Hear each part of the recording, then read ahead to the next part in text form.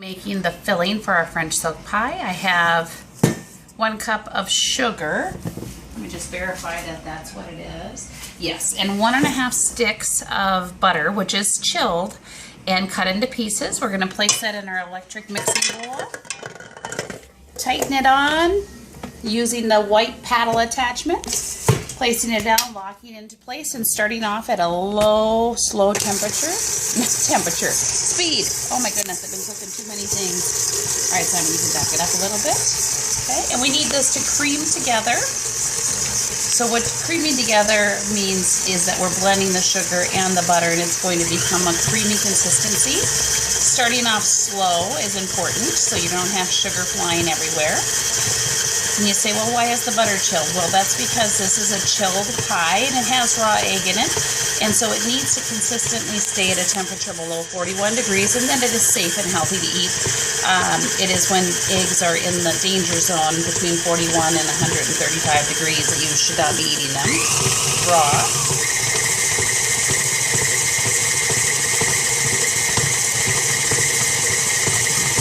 You need about 2 minutes of doing this. As soon as that is ready, I need to start melting my chocolate. Each bar, by bar I mean little one-piece bars, is 1/4 of an ounce. So if we put 1/4 and 1/4 together, for the fraction lovers of the world, we have 1/2 of an ounce. We need a total of 3 ounces. So half and half is 1, 2, and 3. So you need a total of 2, 4, 6, 8, 10, 12 of the bars that are 1/4 ounce. But do read the package in case the package that you have comes differently to make sure you get a total of 3 ounces. This is unsweetened chocolate, and that is what we're going to be using because the rest of the pie is going to be really rich. We've got our sugar and butter, adding that in here. It is creaming together nicely now. Now what I'm going to do is melt this in 30-second intervals. I'll come back to you after the first 30 seconds. It has been 30 seconds. It doesn't look like, man, it's melted at all, but if I start moving it around, you can see that it has started to warm. I can feel that the centers are starting to become softer. Very important. Burnt chocolate, really nothing worse than that. 30 more seconds.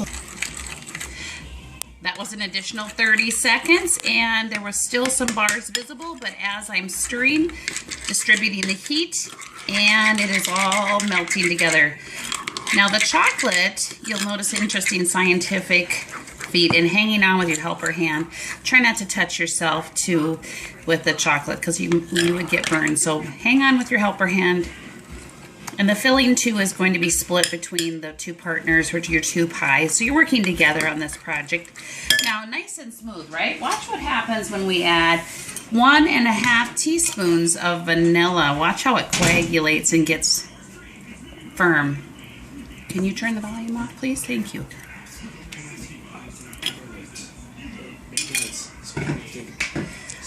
Okay, here we go. We are stirring around and it's getting thicker and firming up. Isn't that interesting? You see that? Weird, right? Okay, we're gonna go ahead and add our vanilla and chocolate to our creamy mixture. And that we've got to do a good blend on that before we start adding the eggs. And if you pan over to the crust, Simon, you'll notice how nicely the crust turned out after 5 minutes baking in the oven.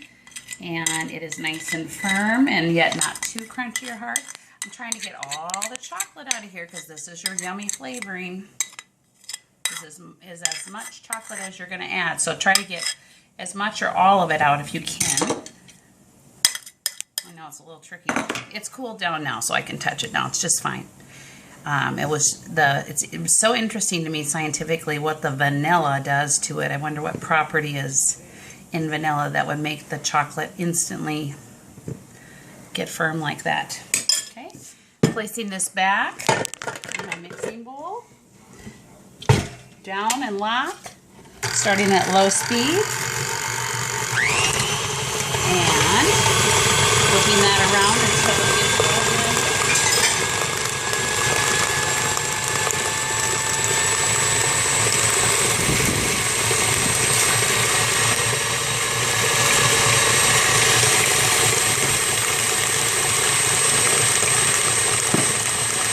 going to pause it. Pause it. Turn it off first. And I'm going to scrape down the edges of my bowl. You may want to do this once or twice, or maybe as you add each egg, but really not too terribly often. Sometimes when I've told kids to scrape down their sides, they've been excessive, and then it takes them forever to do their filling. Okay, so scraping it down, scraping the bottom. Now I'm going to add the 1 egg. So hold on, I'll be there in just a second. Cracking my egg in a separate bowl. So if there's any shells, I can easily fish them out. Placing the egg into our mixture. Now this is where we're going to start this and then let it work and then come back to it. I'm going to turn it on, start slow, and increase our speed. It's going to whip for 5 minutes. I will set my timer. You should set your timer certainly, and we'll come back in 5 minutes to show you where it's at. Our 5 minutes has elapsed, and notice how when we first started it was really, really dark, and now it is a lighter chocolate. Can you see that? Okay, and I'm going to scrape down my side. So like in between each egg, you should scrape down your side, and it shouldn't take forever. Just really quickly scrape down your sides, get any material that you had. Get a whirl on the bottom, use your finger. As long as your fingers are clean and you've washed your hands like we showed you, this is just fine. Then we're going to add 1 more egg. You might say, well, what am I doing between then? Just hanging out for 5 minutes? Oh no, just go do your dishes. That's what Mrs. I's been doing. I've been doing my dishes. Very important to cooking is getting your dishes done. Again, placing it on, locking it, and starting low. Increasing to high until, set another 5 minutes, and we'll see you back in another 5. We have added the 3rd egg, and now we're going to speed it up, and it's turned from really light to darker again. And we will see what happens after this 5 minutes and divide it between the 5. Okay, our 15 minutes total and 3 eggs has elapsed.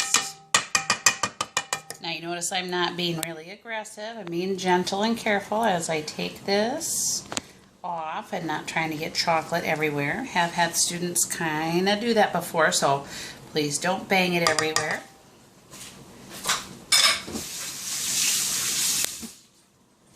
And then we're going to remove it, twist and remove it from our mixer. Helper hand hanging on, scraping down the edges. That way you're blending it. Scrape, scrape, scrape, scrape, scrape, scrape, scrape. Like my singing? Probably not. Okay. And give it a stir. Now we're going to divide it between the 2 partners. You could use a 1/4 cup measuring cup or a spoon. Notice how it's more like a pudding or a mousse at this point. So do a little for each partners. I might actually recommend for you that you do use like a 1/4 cup or 1/2 cup measuring spoon. Now remember, you need to leave room, can't be to the top, because this is where we're going to put whipped cream at the top. So let's do that much for right now.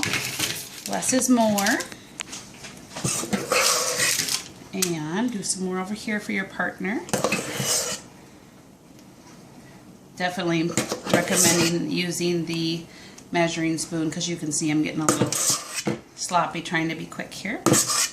So as soon as you get it divided and spread between the 2 partners, there's probably a little bit more in there that I'll do after we're done filming. Then make sure your name is near your pie, and we're going to put that in the freezer for today. You would put it in the fridge at home to let it firm up before we add the whipped cream.